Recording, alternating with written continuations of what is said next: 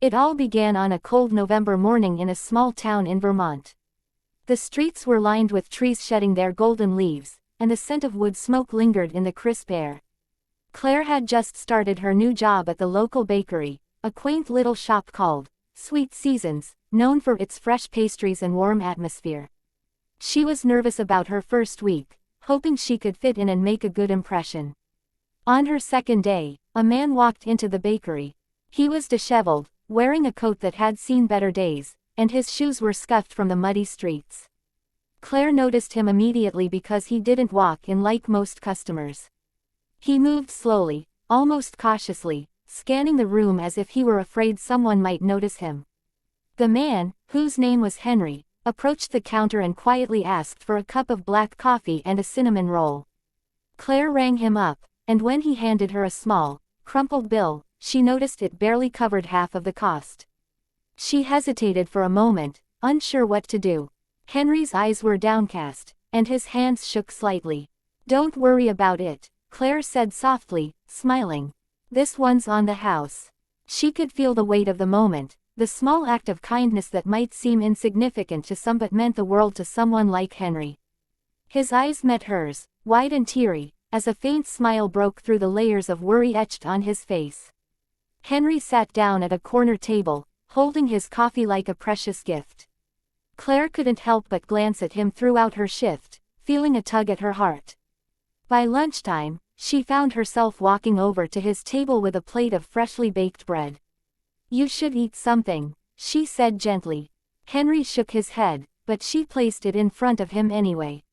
I don't even know your name," she said, sitting across from him. "Henry," he replied, his voice barely above a whisper. "Thank you, I don't know why you're being so kind." Claire shrugged, trying to make it seem casual, but inside she felt a warmth she hadn't anticipated. Sometimes kindness is all we have to give. You never know what someone is going through. Over the next few weeks, Henry became a regular at the bakery.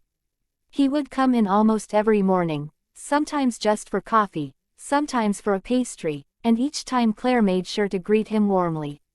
Slowly, he began to open up. He had lost his job a year ago, struggled with depression, and had no family nearby. But the little acts of kindness, the genuine concern, made him feel seen again. One particularly harsh morning, when snow was falling heavily and the streets were nearly impassable, Henry arrived at the bakery looking more worn than ever. Claire noticed the fatigue in his eyes and without hesitation, offered him a warm scarf she had knitted herself. Henry accepted it quietly, but his hands trembled as he held it close to his chest. "It's beautiful," he murmured. I don't know how to thank you." "You don't have to," Claire said. "Just promise me you'll take care of yourself." And for the first time in months, Henry smiled genuinely. It wasn't a grand gesture, but it was the start of something profound. That small, unassuming bakery became a place of refuge for him, a place where kindness wasn't conditional or fleeting. And for Claire, the reward was watching someone slowly regain their dignity and hope, one small act of compassion at a time. Part 2, 700 words. As winter deepened, the bond between Claire and Henry grew stronger. The bakery became more than a workplace for Claire, it became a space where human connection mattered more than efficiency or profit.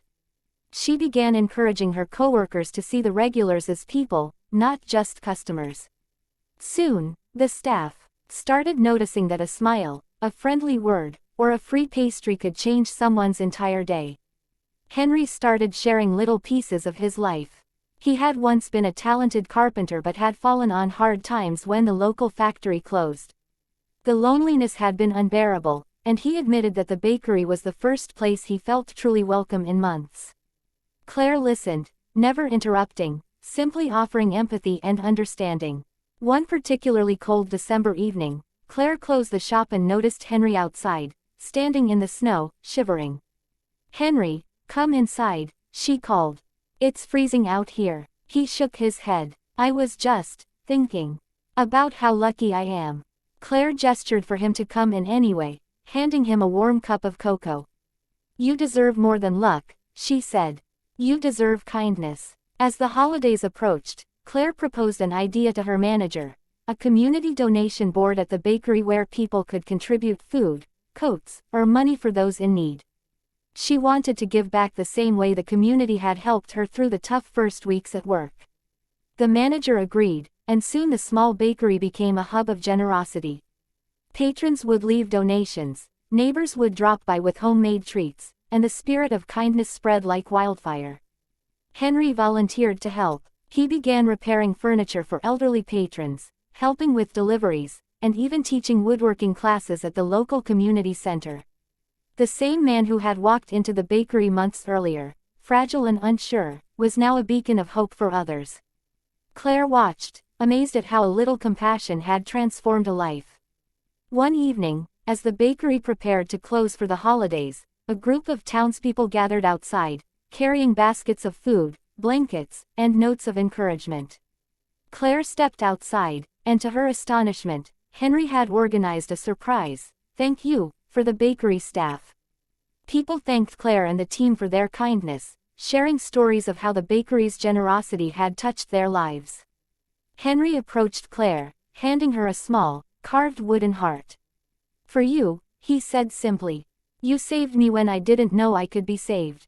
Tears welled in Claire's eyes as she took the gift.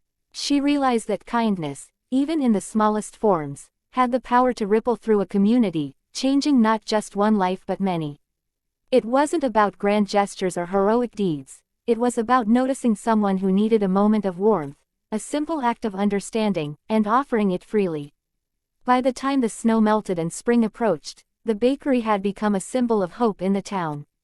Henry had regained his confidence, found a new sense of purpose, and even begun considering opening his own woodworking shop. Claire had grown as well, understanding that human connection was the most powerful currency in life. And in that little bakery in Vermont, a simple lesson endured: kindness isn't transactional. It isn't measured in dollars or deeds. It's measured in the lives it touches, quietly, persistently, and with a heart full of love.